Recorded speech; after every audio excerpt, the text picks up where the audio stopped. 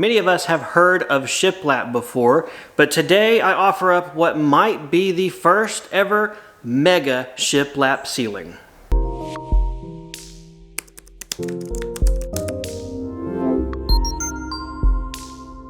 What's up guys, Sam here, welcome back to Samcraft and welcome to another video of me finishing out my workshop, a 20 by 32 foot stick frame shop built largely by myself that will become the new home of Samcraft and hopefully take my business from mediocre to full-time. In today's video, I'm going to be putting the final covering on my ceiling inside my shop and I'm going to be making my own shiplap Samcraft style. Okay, let me backpedal a little bit. It's not truly shiplap because there are no overlapping sections, but it is shiplap inspired. Yeah, let's say that. So what I have here are some large 4x8 sheets of SmartSide utility panel siding. This is very similar to the exterior siding that I put in my workshop, but these guys have no grooves in them. They are not tongue and groove, and they are just straight square cut 48 inch by 96 inch siding utility panels. These are an OSB product with a wood grain texture on one side that has also been primered with a nice industrial looking gray, which is going to look great in the workshop. I started off this project by taking these 4x8 sheets and breaking them down into 2 foot wide by 8 foot long planks. I wanted to give a plank appearance to my ceiling so that the inevitable mess ups and incorrect cuts and just human variations that Sam usually throws into projects are not as visible. My mindset is to embrace the irregularity to hide the irregularity. The differences become a cohesive theme, hopefully giving me a very nice looking ceiling in the end that has everyone saying 2 thumbs up. With all of my panels cut to their dimensions, it is now time to bring on the tool sponsor of this video. This is a product from Vevor and it is their drywall lift. Yeah, Sam's using a drywall lift for not drywall installation. This piece of kit is going to help me lift the panels into place, hold them there for me as stable as I wish and for as long as I desire so that I can line up all of the cuts, the joints, the holes I have to drill, and everything for this full installation. We're going to start on the back long wall of the workshop, doing my solid panels first, being as careful as possible to make sure they stay straight, that my joints and seams are correct, aligned as good as I can get them, and we'll work our way from one side of the workshop across to the other.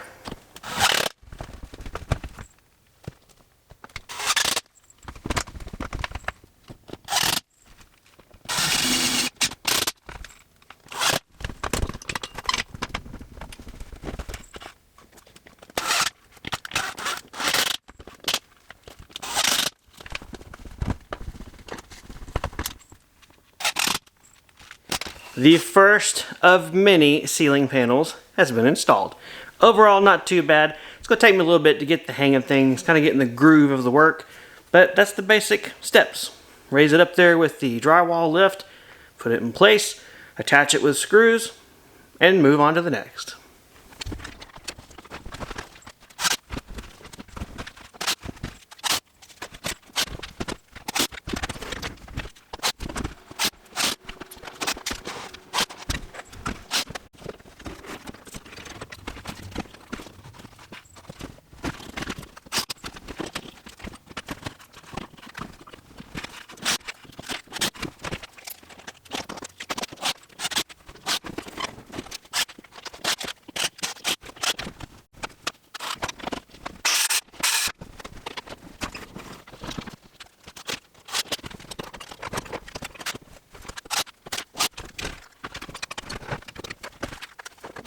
Well, I'm exactly 10% of the way done as far as ceiling panel installation, but not as far as labor.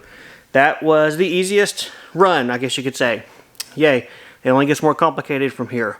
So my first thoughts after this first run on the ceiling, the drywall lift is very helpful, but it gets in the way.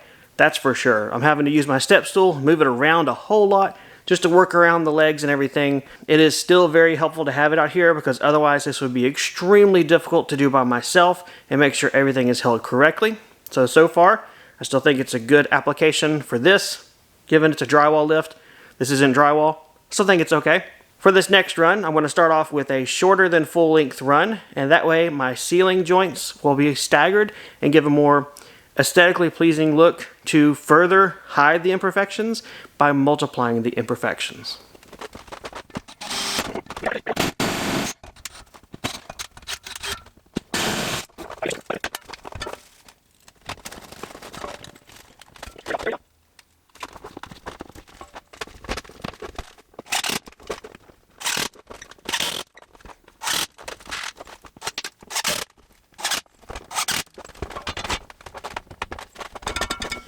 I couldn't help myself. I had to do at least one more panel and use my new hole saw. I had to buy the hole saw just for this project, and a 6-inch hole saw is about 80 bucks. I tried to come up with a solution to not spend that money. I just couldn't find one. I have 32 lights to install. This is my ceiling. I don't want to mess it up. So yeah, buy once, cry once, and then cry the next day, and the next day, and the next day. I just put it up somewhere, some special shelf in here. Put it on display, the $80 hole saw, because I probably won't use it again. Anyway, this is not about the hole saw. This is about the holes the hole saw made. They look great, but my goodness, it's like I took a claymore to the face or shrapnel or something. When I get back here tomorrow to do more of this work, I'm bringing my face shield from the lathe and wearing that bad boy.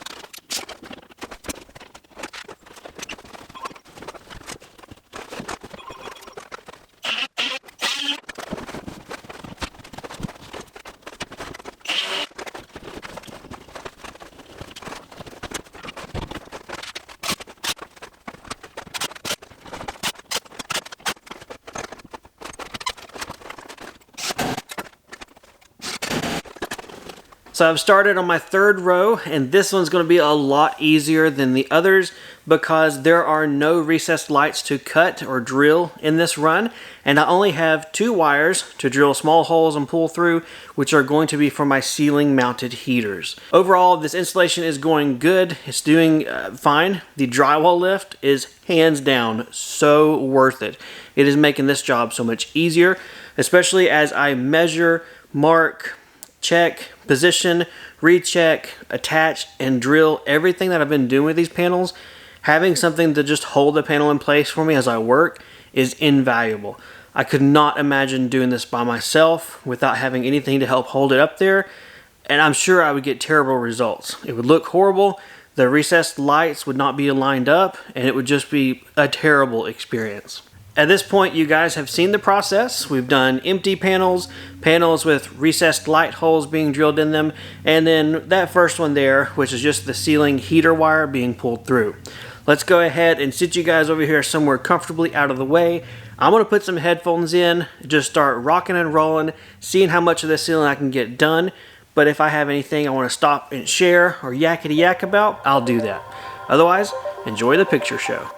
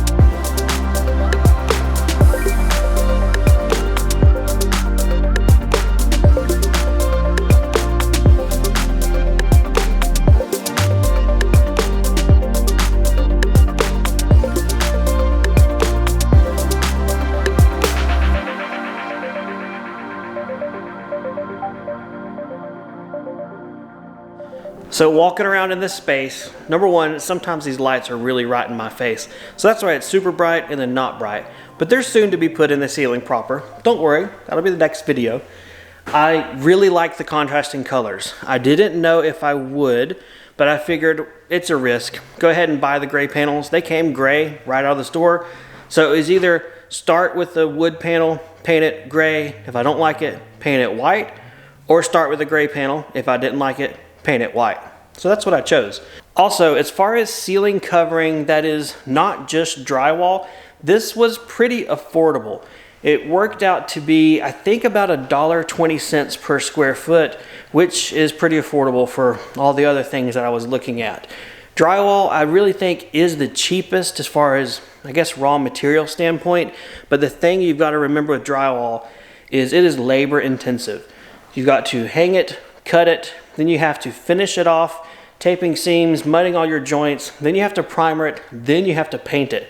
So I think in the end, drywall is not as economical as you first would think when you're looking at stuff on the shelf. This product I'm very, very happy with. It is finished. It is perfectly good to go. And it being about a 1/2 inch thick OSB actually gives some heft and beef up there too. Not that I really plan on ever hanging anything off the panels. Actually, I won't ever do that. They'll go straight through to the trusses. But I guess if you wanted to, or if you want something substantial up there, this at least gives it to you. The product that I had to buy that I really did not want to buy was that 6-inch hole saw, but it made the job successful. I have 32 recessed lights in here, which is ludicrous. It's a lot of light, but I do a lot of video work too, and I hate dark spaces. There's things in the dark that'll get you. So I knew when I had all 32 lights to install and a little coaxing and encouragement from my friend to not be cheap, I just had to bite the bullet and buy the hole saw. But I'm glad I did. That hole saw has a quick discharge feature, allowing you to eject the cores very, very easily, and is worth it.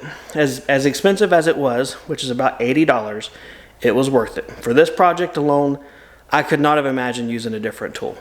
The same thing goes for that drywall lift. It hands down it's worth its weight in gold.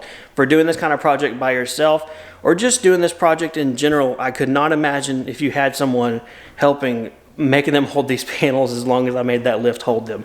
Now, if you're doing this project, I mean, everybody does their own stuff differently, I'm sure. And there's probably workarounds. I guess I could have put jigs on the ceiling or stuff like that. But for the cost of the tool and how much I use it just for this one project, it is worth it. So I was going after a shiplap look. I was going after something that was rugged in appearance, that did have imperfections, but it kind of accentuated them, brought them together to be one cohesive installation surface. The question is, did I get that? I think I did. There are some areas where I wish the cuts were a little bit less visible, I guess you could say, but overall, I'm really happy with this ceiling. In total, this took 20 sheets, and I did not have any extras, which was kind of risky for me to do, but thankfully I didn't really mess up too bad that I couldn't make it work in the end. So 20 sheets of the utility siding and one 5-pound box of Spax exterior screws. They don't have to be exterior. I just like that they were gray, so they blend in better. And they're 1.5 inches long with Torx drive bits for the head driving. They worked out great too. To be honest, some of the cracks in the ceiling are a little bit wider than what I wanted. So my thought is, if it becomes an issue, if I find that it becomes a haven for ladybugs, stink bugs, or whatever other little creepy crawlies that love to come in and out throughout the seasons, I can always go back and caulk up the seams, close it up, and then put a touch-up paint coat here and there of the gray and be fine. But for now, this is going to be good enough for me. I am hands down dying to get into this workshop, and this being done feels great, and I'm so close to that finish line that I don't want to stop to paint for something that may or may not be a big deal in the end.